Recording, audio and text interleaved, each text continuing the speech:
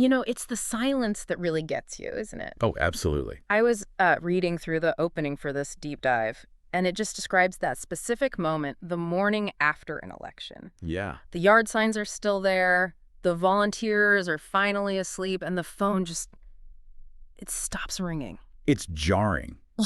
I mean, whether you won or lost, the adrenaline just crashes.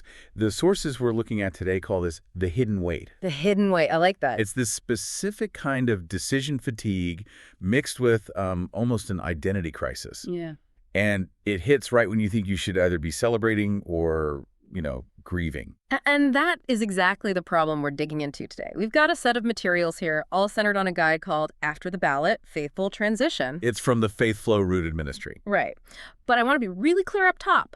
This isn't a political postmortem. It's not about how to spin the numbers or position yourself for the next cycle. No, not at all.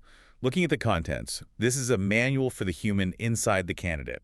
It focuses on those three immediate paths: conceding, thanking your team, or preparing to govern. Okay, but here's the part that really jumped out at me. The core argument here is fascinating. It claims the most dangerous spiritual moment isn't losing.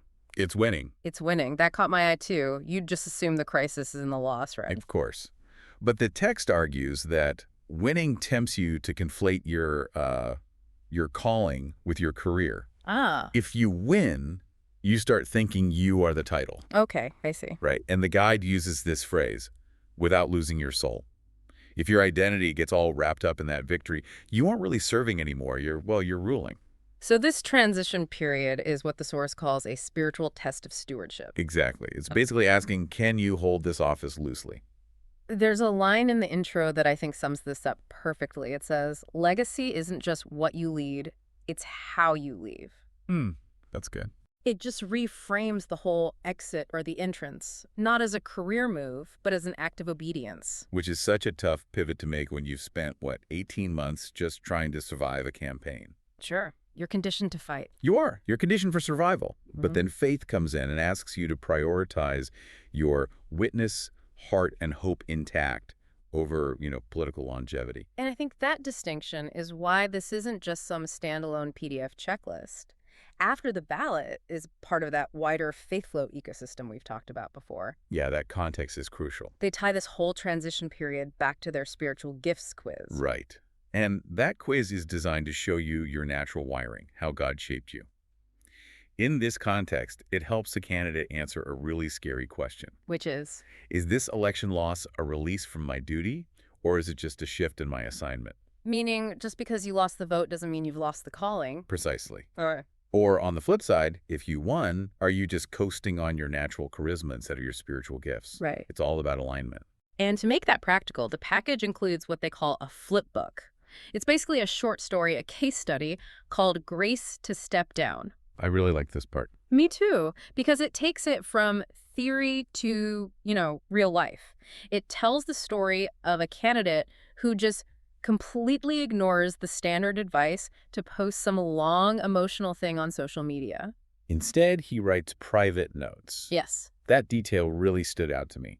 The text says he wrote them not to the crowd, but to the one who called him. That is such an aggressive move against narcissism, isn't it? It really is. It shifts the entire validation loop away from the voters who can be fickle to God, who is constant. It's modeling a behavior that says your validation doesn't come from the applause.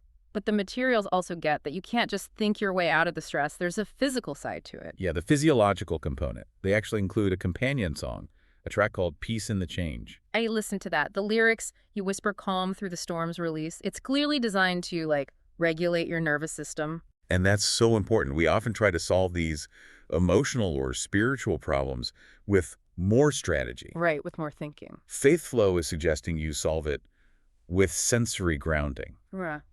with music. It's a holistic approach, mind, spirit, and body. Because when that phone finally does stop ringing, that silence can be deafening if you don't have something else to fill it with. And that, I think, brings us to the so what for you listening. You might not be a politician. You might be finishing a huge project at work or sending a kid off to college. That hidden weight applies to any season ending. And the guide argues that feeling empty or finished right now is not a spiritual failure. It's just physics. The energy has gone out of the system. There's a dialogue in that flipbook story that just nails this. A young staffer asks the candidate, "So what now?" Expecting some big plan. Mm. And the candidate just smiles and says, "Rest. Then I serve again, just not in office." Yes, not an office. Wow, that completely separates the action of serving from the platform of having a position. Exactly. So if you're in that quiet space right now, this guide is worth a look.